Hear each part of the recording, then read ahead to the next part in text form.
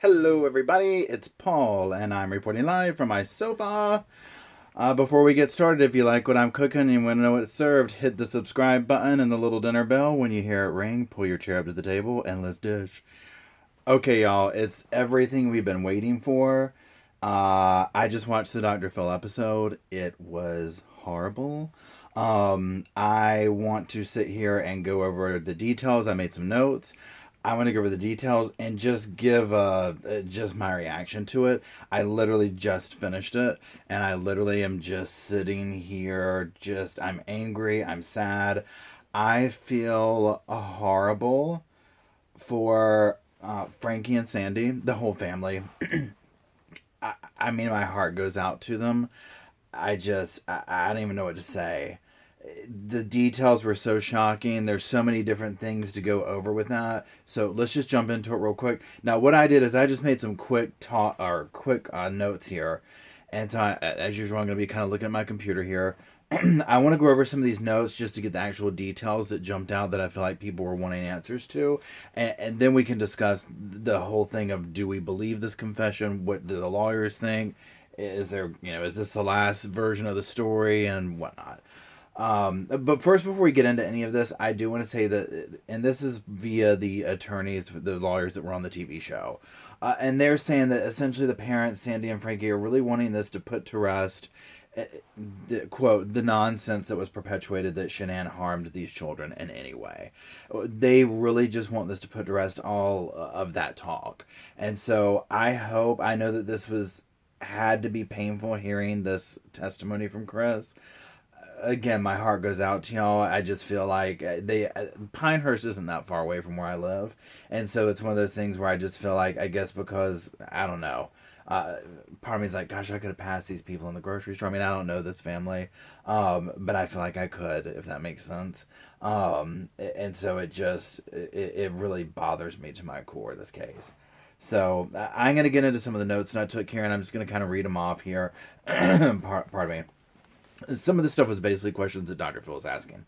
So about the motive, why talk now? Is he trading this information to get something out of it? Is this jailhouse religion? Their answer, they don't think he's getting anything out of this, and they believe that it's basically jailhouse religion. Now remember that his father was like, he knows the Bible inside and out.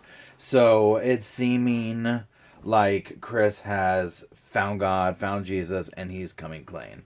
We're in reading through this, let's just preface this with, we're going taking face value what he said.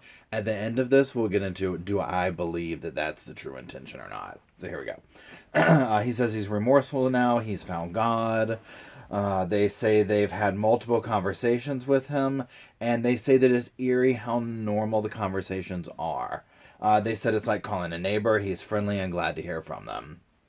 So he's probably mastered the art of being that way. I mean, you saw him trying to play that off during the pardon me, during when he was, supposedly she was missing. He had no idea where she was.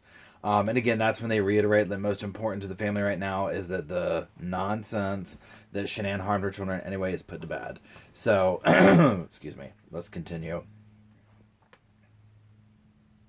What have the parents said that he has confessed to now? So what did they say that he's confessed to now that's contradicting his original confession? So, and here is basically the timeline that is given now. Shanann came home. They got in a fight. They made up. They were getting along. They got in another fight. At that point, he confessed to an affair, said he wants a divorce. She said, you're not going to ever see the kids again. He flipped and strangled her to death. Okay, so now we get into, this is some of the hardest stuff, so trigger warning, if this stuff upsets you, just be prepared. So then, the question was, did Bella witness any of the murder? Here's the answers. She did not see the murder. She walked in on him when he was wrapping the body in a sheet. He told her that mommy is sick. We have to take her to the hospital to make her better. He then proceeded to load the body up. That's what we saw on the neighbor's cam. And he put the children in the car. Pardon me. He made the 45-minute drive to work. When he got there, he threw Shanann's body where it was found in that dirt little shallow grave. He then took Cece's favorite blanket and smothered her to death. Then, at that point, Bella when he came back to the car, the truck, Bella had unbuckled herself. She begged, please don't, please, she said, please, Daddy, don't do to me what you just did to Cece. At which point he did, he killed her. She did struggle. Um, I mean, that whole part. So just finding out, let's stop here for a second. I mean, that sends chills down my spine. Those poor, I mean, obviously poor Shanann as well. Um, those poor children. And Bella, clearly, Cece might have been so young that I don't know if she knew exactly. I mean, surely, children can sense things. Bella clearly knew, especially when she saw her father kill her sister right in front of her. What a horrible, horrible thing to endure on our short time here on this earth. I mean, what an awful thing to leave this earth having seen. Um, I can't imagine. So yeah, I mean the speculations and stuff. Now the way he's saying it is, because I know there's videos about seeing a shadow and this that, and the other. It seems that the kids were in the car. So, and I guess something beforehand. I guess there was an aspect of, because when we didn't know, at the end of the day, we really didn't know what technically had happened until now. Uh, there was a little bit of it because of the murkiness, because of the mysteriousness that took over. So again, taking what he said at face value, this statement's listening to this. Now that there's like okay, well, this is how it went down. I mean, this sounds horrible. I mean, it's now more human. It's now more. It's not. It doesn't feel like a big what if. It's a, oh my gosh, these details are gruesome. Uh, anyways, let's continue.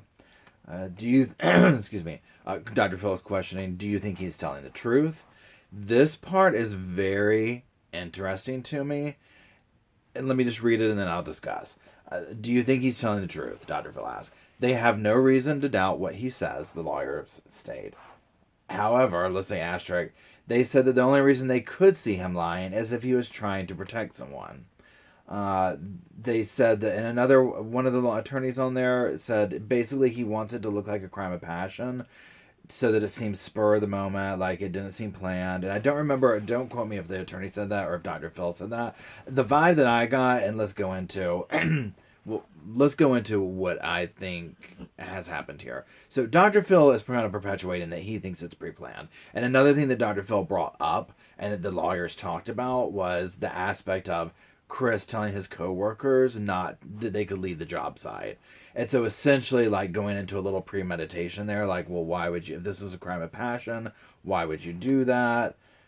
Type situation. So I walked away from watching this that Dr. Phil was definitely of the mindset of like, oh, there's premeditation. Excuse me.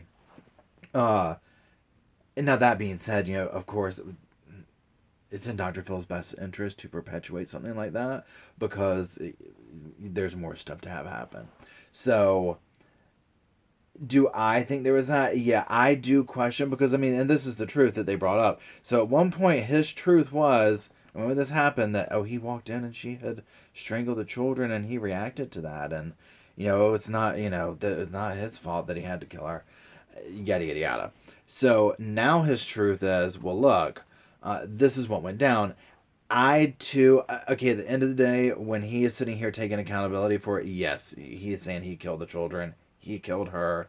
There's all that. So, there's that. Okay, great. Let's move on. Do I believe him in the timeline of events? The horribleness of it, probably so. Yeah, I think that this man is a complete psychopath. The way that the way they're talking about, oh, it seems like we're talking to a neighbor. Yeah, I mean, he's mastered the art. People like this that essentially, in my opinion, have no soul. They mimic what they see. They have to almost learn other human reactions and things like that. So he's probably very good at pretending to be whatever he seems to be around at the moment. So it's only in his best interest. What? Let me see. Is that how I want to say it? I don't know if I. Well, let me put it this way. If you look at what he's saying, which he is saying in this argument, let's go back to the argument here. If we believe this, they came home, or wait, she came home, they got in a fight, they made up. They're getting along. They get into another fight, at which point he confesses that he wants a divorce. I mean, what she got home at like what 2 in the morning, and then the cam we see going. I forget what time they said, but we're talking about hours here.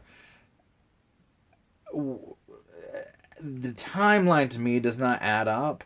And also, if you got in a fight and then you made up, but then you got in another fight, I mean, well, how much time did y'all have? I mean, my gosh, don't you think she wanted to come home, check on the kids, go to bed? I'm just not seeing how all this transpired unless he was worked up to this. Um, she's saying you're not going to see the kids again.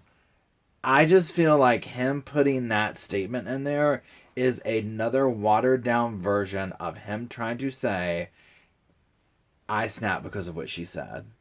So he's gone to the level of taking, he put the responsibility on her. She killed the kids. Well, now he's willing to say, okay, you know what? She didn't kill the kids, but she said something that made me do it, essentially.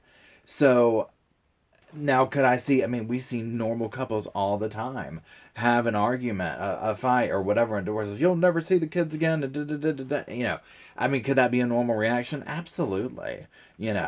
But because it's coming out of, because of the context of where it's coming from a proven someone who has lied, and I mean, he's a proven liar. In the context of the situation, I'm just like, really, you had to say that. So that part is making me say, and again, the aspect of now I'm gonna have to look into a whole bunch of this stuff again. Now it makes me just want to revisit the entire case. The aspect about calling the people off work, yada yada yada. I mean, again, I too am just like, well, yeah, why? I mean, it all worked out so perfectly. This crime of passion just happened, and oh, well, lo and behold, all the people at work happen to not be on the job site. I mean, something's not adding up. So, do I think that he's horrible enough to have killed Shanann in the way and then brought the kids out there and killed them on site and threw them in the absolutely. I mean, this is just, it just runs all over me. I just, for the life of me, and isn't it always the case? I think I say this in every video that these people murder these wonderful people, and it's just shocking. I mean, my gosh, I cannot get that image out of my mind. I mean, it's going to make me lose sleep, and I just feel, I can't imagine going. And then you look at Shanann's parents going about life, your everyday life, whatever, and then this is thrust upon you. Your daughter and grandchildren are wiped out just like that, and not only wiped out. Let's say that there's two versions. The family's going in a car and a car wreck and everyone dies in the car. I mean, that's horrible and tragic, and no one will probably ever get over that. But this is a very messy, high profile murder case, at which point the blame has been shifted to your daughter in the beginning of it. I mean, it's just, my hat's off to y'all. My hat's off to y'all. I mean, this has to be just, so hard to power through. So, pardon me. I'm very curious to hear these tapes now, to hear it from the horse's mouth, because again, the lawyers made very sure to say, look, this is them, this is what they've heard from, basically this is a big allegedly type situation. The tapes are going to be released tomorrow. We're all going to be on it completely. I think that I'm interested to hear, I mean, I think that this just unlayers all new feelings about this. This, to me, in my opinion, doesn't look good for NK, and I'm not talking conspiracy theory wise. I'm talking about it rehashes a wound.